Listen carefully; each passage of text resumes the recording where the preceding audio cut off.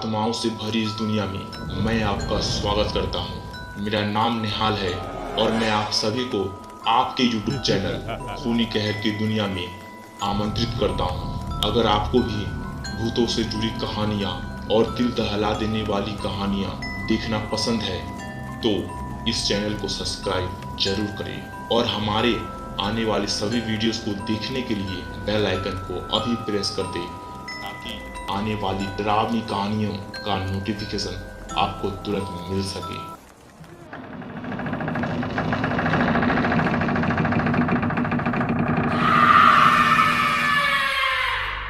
तो आज की कहानी शुरू करते हैं। आज की कहानी सोबिया की है, जो कि मेरी सब्सक्राइबर है जिन्होंने ये अपनी कहानी मुझे शेयर की है। तो लेट्स गेट स्टार्टेड। मेरा नाम सोबिया है। मैं रामगढ़ की रहने वाली हूँ। आज मेरी उम्र 40 वर्ष है और आज से लगभग 28 साल पहले जब मैं 12 वर्ष की थी और मैं अपने माता पिता व भाई बहन के साथ रहती थी और उन्हीं के साथ खेलती थी। ये कहानी उन दिनों की है। उन दिनों बहुत गर्मी थी, इसलिए हम सभी अपने घर के दरवाजे के सामने जमीन पर बैठते थे। वहीं माँ भी मेरी बैठकर अपना काम करती थी। मुझे खेलना बहुत पसंद था और मैं अपने दोस्तों और अपनी बहन के संग गली में खेलते रहते थे। उस दिन एक दोपहर गर्मी की वजह से मेरी सारी सहेलियां खेलने नहीं आई। तब मैं अपनी बहन के संग बाहर ही बैठी थी। तभी हम दोनों ने हमारे घर के पीछे आंगन में एक पपीते का पेड़ देखा। हमने मोमबत्ती बनाने की सोची। उसके बाद मैं और मेरी बहन उस पेड़ के पास गए और उस समय मेरे हाथों में कुछ नहीं था, लेकिन मेरी बहन के हाथों में लोहे का खंजर था। हम दोनों ने मिलकर पपीते के पेड़ से कुछ लंबे लंबे डालियाँ तोड़ी और घर में आकर मोमबत्तियाँ बनाई और इस तरह खेलते खेलते आधे घंटे से ज़्यादा बीत गए। अब मैं बहुत थक गई थी और मेरी बहन भी। इसलिए थकने की वजह से हम सभी आंगन में आ गए और सभी गर्मियों के कारण दरवाजे के सामने बरामदे में बाहर बैठे हुए थे। मैं भी जाकर अपने मम्मी के पास बैठ गई। उस समय मेरी माँ सब्जी बनाने के लिए कुछ काट रही थी। उस समय लगभग 4 बजे थे। अब मुझे नींद आ रही थी और मैं वहीं माँ के पैरों के पास अपने माथे को रख कर लेट गई। जैसे ही मैं वहाँ लेटी मुझे नींद आ गई। उसके बाद जो मेरे साथ हुआ उसमें मेरी रूह तक कांप उठी। मैंने नींद में देखा कोई मेरी बाल को पकड़कर मुझे घसीटते हुए कोई गुफा के भीतर अंदर की ओर ले जा रही थी और मेरे आमने सामने बहुत सारे लोग थे जिनके पैर मुड़े हुए थे। किसी के पैर उल्टे थे और किसी का सर नहीं था।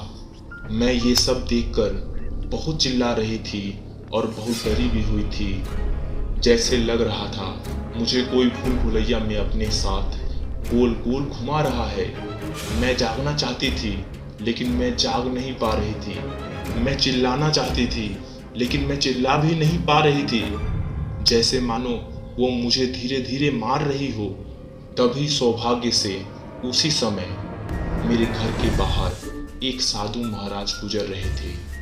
हमारी पूरी फैमिली को घर के बाहर बैठा देख हमारे पास कुछ मांगने की इच्छा से आए थे और मैं वहीं माँ के साथ एकदम सामने। तब मेरी बड़ी बहन ने उन्हें चावल दिया। तब उन्होंने मेरी बहन को तिलक की। उस समय मैं सोई हुई थी जब मेरी माँ ने साधु से कहा कि इसे भी तिलक कर दीजिए और जैसे ही उस साधु ने मुझे तिलक लगाया मैं जोर से चिल्ला उठी। मुझे जोर से चिल्लाता देख मेरी माँ ने मुझे पकड़ा और पूछा क्या हुआ। तब मैंने रोते रोते उसे सारी बात बताई। साधु ने तुरंत कहा इसे जल्द से जल्द किसी भगत के पास लेकर जाओ, शायद इसके ऊपर किसी का साया है। मेरी माँ और मेरे पिता ने मुझे जल्दी से हमारे गांव के भगत के पास लेकर गए। वो भगत मुझे देखते ही कहा, इसे पैर वाले भूत ने पकड़ा है। और उस भगत ने मुझे अच्छी तरह से झाड़ा और मेरे बाएं पैर में काले रंग का धागा बांधकर मेरे माता पिता को कहा, इसे अकेले कभी मत छोड़ना। और मुझे एक ताबीज दिया जो मैं आज तक अपने साथ रखी हूँ। तो यही मेरी कहानी थी। मैंने अपनी आंखों से उस 15 मिनट के सफ़र में मेरी आंखों ने मुझे जो दिखाया उससे मेरी पूरी रूह कांप उठी। अगर सही समय पर शायद वो साधु नहीं आते तो शायद आज मैं जिंदा नहीं होती। उसके बाद से मैंने कभी दोपहर, शाम या रात के समय कभी भी पेड़ के पास नहीं जाती और शायद कभी जाऊंगी भी नहीं। तो ये कहानी सोबिया की थी और ये कहानी यहाँ समाप्त होती है। अगर आपको भी सोबिया की कहानी पसंद आए तो वीडियो को लाइक जरूर करें। अगर आपके पास भी कुछ ऐसी कहानी है जो आप सभी के साथ शेयर करना चाहते हैं तो अपनी कहानी मुझे शेयर जरूर करें। मैं आपकी कहानी को इस चैनल पर जरूर दिखाऊंगा। तो मैं मिलता हूँ किसी और डरावनी और दिल दहला देने वाली कहानी के साथ। तब तक के लिए टेक केयर, बाय बाय।